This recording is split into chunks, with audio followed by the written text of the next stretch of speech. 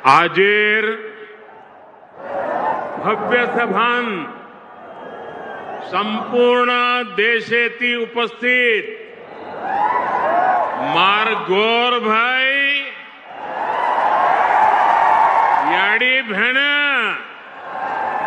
सेन जय सेवालाल जय सेवालाल। महाराष्ट्र के गवर्नर सीपी राधाकृष्णन जी, यहां के लोकप्रिय मुख्यमंत्री एकनाथ शिंदे जी, केंद्रीय मंत्रिमंडल के मेरे साथी शिवराज सिंह चौहान, राजीव रंजन सिंह, महाराष्ट्र के डिप्टी सीएम देवेंद्र फडणवीस, अजित पवार, केंद्र और राज्य सरकार के अन्य मंत्रीगण, सांसद, विधायक और यहां दूर दूर से आए हुए बंजारा समाज के मेरे भाई बहन, देश भर के किसान भाई बहन और अन्य सभी महानुभाव और महाराष्ट्र के मेरे भाइयों और बहनों, मैं वाशिम की इस पावन धरती से पोहरा देवी माता को प्रणाम करता हूं। आज नवरात्र में मुझे माता जगदम्बा के मंदिर में उनका आशीर्वाद प्राप्त करने का सौभाग्य मिला है। मैंने संत सेवालाल महाराज और संत रामराव महाराज जी की समाधि पर जाकर उनका आशीर्वाद भी लिया है। मैं इस मंच से इन दोनों अपने महान संतों को शीश झुका करके नमन करता हूं। आज महान योद्धा और गोंडवाना रानी दुर्गावती जी की जन्म जयंती भी है। पिछले वर्ष देश ने उनकी 500वीं जन्म जयंती मनाई थी। मैं रानी दुर्गावती को भी नमन करता हूं। साथियों, आज हरियाणा में मतदान भी हो रहा है। मैं हरियाणा के सभी देशभक्त लोगों से अपील करूंगा कि ज्यादा से ज्यादा संख्या में वोट करें। आपका वोट हरियाणा को विकास की नई ऊंचाई पर ले जाएगा। साथियों, नवरात्रि के इस पवित्र समय में मुझे अभी पीएम किसान सम्मान निधि की 18वीं किस्त जारी करने का अवसर मिला है। देश के 9.5 करोड़ किसानों के खातों में आज 20,000 करोड़ रुपए ट्रांसफर किए गए हैं। महाराष्ट्र की डबल इंजन की सरकार तो यहां के किसानों को डबल फायदा पहुंचा रही है। नमो शेतकारी महासम्मान योजना के तहत महाराष्ट्र के 90 लाख से ज्यादा किसानों को करीब 1900 करोड़ रुपए दिए गए हैं। आज कृषि, पशुपालन और किसान उत्पाद संघ एफपीओ से जुड़े सैकड़ों करोड़ रुपए के प्रोजेक्ट भी जनता को समर्पित किए गए हैं। पोहरा देवी के आशीर्वाद से मुझे अभी लाड़की बहन योजना की लाभार्थियों को मदद देने का भी सौभाग्य मिला है। ये योजना नारी शक्ति का सामर्थ्य बढ़ा रही है। मैं महाराष्ट्र के भाई बहनों को, देश के सभी किसान भाई बहनों को हार्दिक बधाई देता हूं। साथियों, आज यहां आने से पहले मुझे पोहरा देवी में बंजारा विरासत संग्रहालय के लोकार्पण का भी सौभाग्य मिला है। देश की महान बंजारा संस्कृति, इतनी बड़ी विरासत, इतनी प्राचीन परंपरा, ये म्यूजियम देश की नई पीढ़ियों को इनसे परिचित कराएगा। और मैं आप सबसे आग्रह करता हूं, ये जो मंच पर बैठे हैं उनको भी आग्रह करता हूं, कि आज जाने से पहले ये बंजारा विरासत संग्रहालय देख करके ही जाना।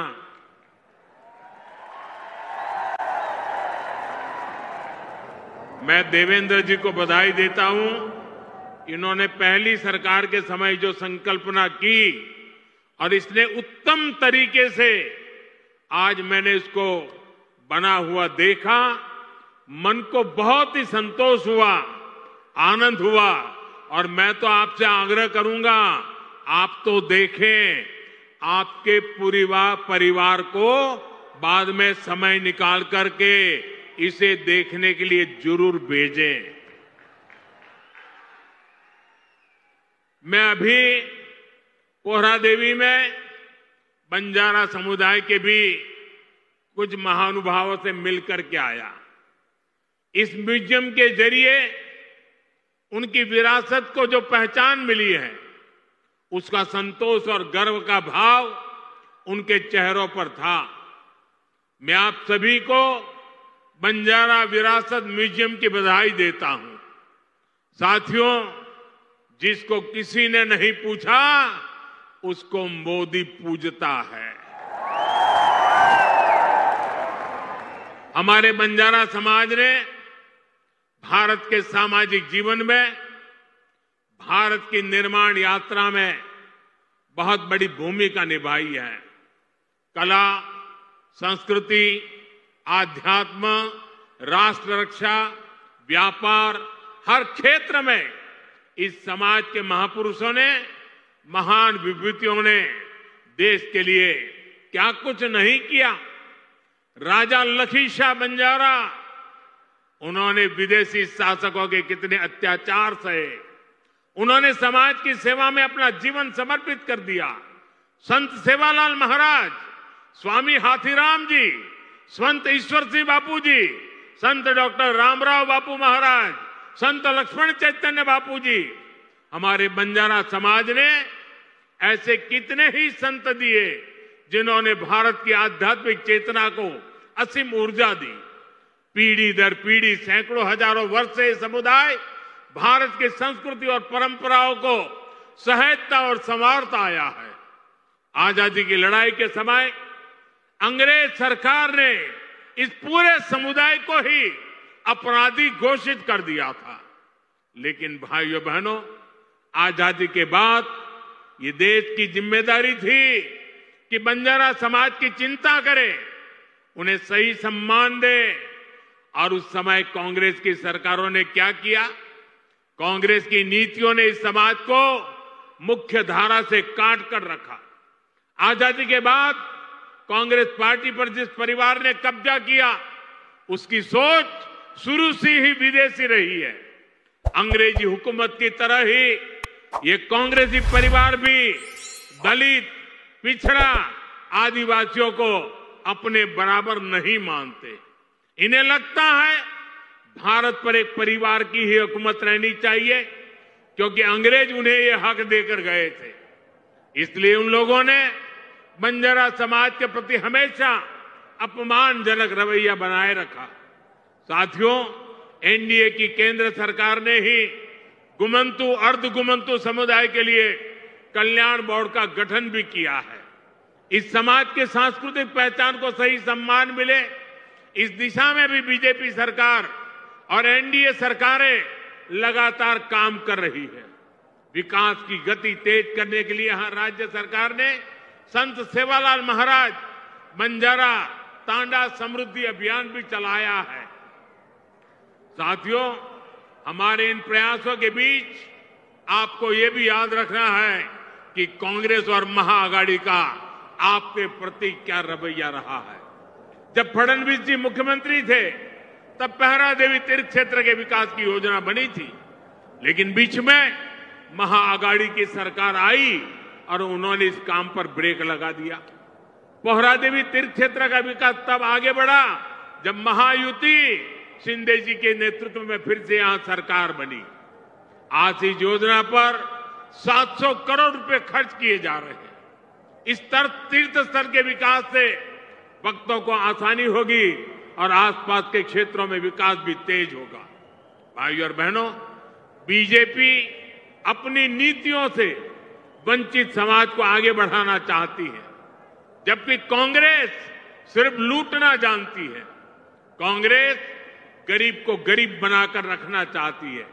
कमजोर और गरीब भारत कांग्रेस को उसकी राजनीति को बहुत सूट करता है। इसलिए आप सभी को कांग्रेस से बहुत सावधान रहना है। आज कांग्रेस को पूरी तरह से अर्बन नक्सल का गिरोह चला रहा है। कांग्रेस को लगता है कि अगर सब एक हो गए तो देश को बांटने का उनका एजेंडा फेल हो जाएगा। इसलिए हमें आपस में लड़वाना चाहते हैं। पूरा देश देख रहा है कांग्रेस के खतरनाक एजेंडों को। विकास सपोर्ट, किसका सपोर्ट मिल रहा है?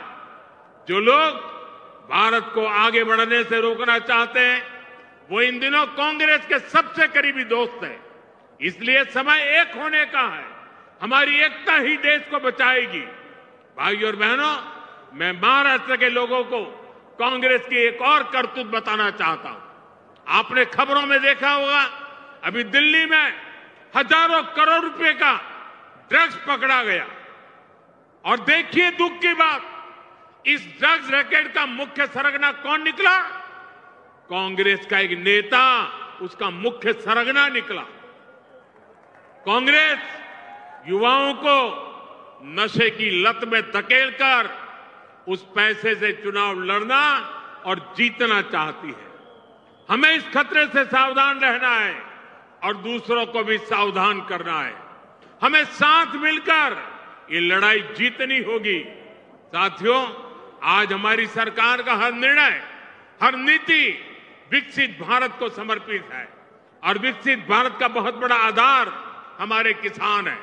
किसानों को सशक्त बनाने की दिशा में आज कई बड़े कदम उठाए गए हैं। आज 9,200 किसान उत्पाद संघ एफपीओ देश को समर्पित किए गए हैं। अभी कृषि के लिए कई इंफ्रास्ट्रक्चर प्रोजेक्ट का भी लोकार्पण हुआ है। इनसे कृषि उत्पादों के स्टोरेज, प्रोसेसिंग और प्रबंधन की क्षमता बढ़ेगी। ये सारे प्रयास किसानों की आय बढ़ाने में मदद करेंगे। वैसे यहां महाराष्ट्र में तो किसानों को एनडीए सरकार में डबल फायदा हो रहा है। एकनाथ जी शिंदे की सरकार ने किसानों का बिजली बिल भी जीरो कर दिया है। आमच्या शेतकऱ्यांना विजेचे बिल मिळत आहेत, त्यावर शून्य लिहिलेले आहे ना। साथियों, महाराष्ट्र के किसानों ने, विदर्भ के किसानों ने कई दशकों तक बड़े संकटों का सामना किया है।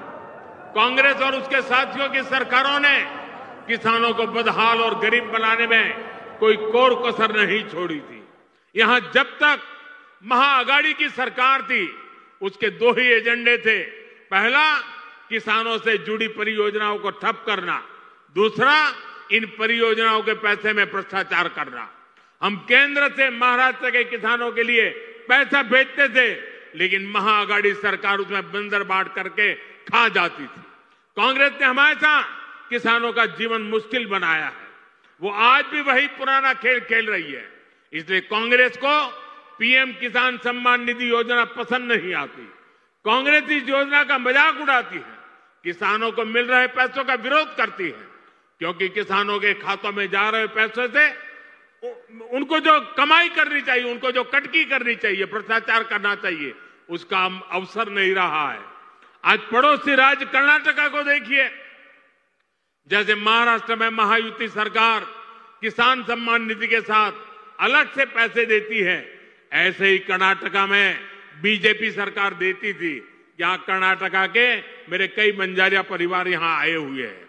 लेकिन जैसे ही कर्नाटका में कांग्रेस की सरकार आई, उन्होंने वो पैसा देना बंद कर दिया। वहां की कई सिंचाई परियोजनाओं से राज्य सरकार ने मुंह फेर लिया। कर्नाटका में कांग्रेस ने बीज की कीमतें भी बढ़ा दी। हर चुनाव से पहले कर्ज माफी का झूठा वादा कांग्रेस का पसंदीदा हथकंडा है। तेलंगाना में ये लोग कर्ज माफी का वादा करके सत्ता में आए, लेकिन सरकार बनने के बाद इतना समय गुजर गया, अब किसान कुछ पूछ रहे हैं कि उनका कर्ज माफ क्यों नहीं हुआ। भाइयों और बहनों, हमें भूलना नहीं है, महाराष्ट्र में भी कांग्रेस और महाआघाड़ी सरकार ने सिंचाई से जुड़े कितने कामों को रोक कर रखा था। जब एनडीए सरकार आई, उसने इस दिशा में तेजी से काम किया। महाराष्ट्र सरकार ने वैनगंगा, नलगंगा नदियों को लिंक करने की योजना को मंजूरी दी है। करीब 90,000 करोड़ रुपए की इस परियोजना से अमरावती, यवतमाळ, अकोला, बुल्डाना, वाशिम, नागपुर और वर्धा में पानी की कमी को दूर होगी। महाराष्ट्र की सरकार कपास और सोयाबीन की खेती करने वाले किसानों को आर्थिक मदद भी दे रही है। किसानों के खातों में कपास और सोयाबीन के लिए 10-10 हजार रुपए दिए जा रहे हैं। हाल ही में अमरावती के टेक्सटाइल पार्क का शिलान्यास भी किया गया। इस पार्क से कपास किसानों को बड़ी मदद मिलेगी। साथियों, हमारे महाराष्ट्र में देश की आर्थिक प्रगति का नेतृत्व करने की असीम क्षमता है। ये तभी होगा जब गांव, गरीब, किसान, मजदूर, दलित, वंचित सबको आगे बढ़ाने का अभियान मजबूती से चलता रहेगा। मुझे विश्वास है आप सब अपना आशीर्वाद बनाए रहेंगे।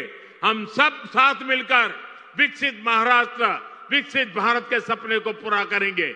इसी कामना के साथ मैं एक बार फिर हमारे किसान साथियों और मेरे बंजारा समाज के सब भाई बहनों को बहुत बहुत बधाई देता हूं। मेरे साथ बोलिए भारत माता की, भारत माता की, भारत माता की।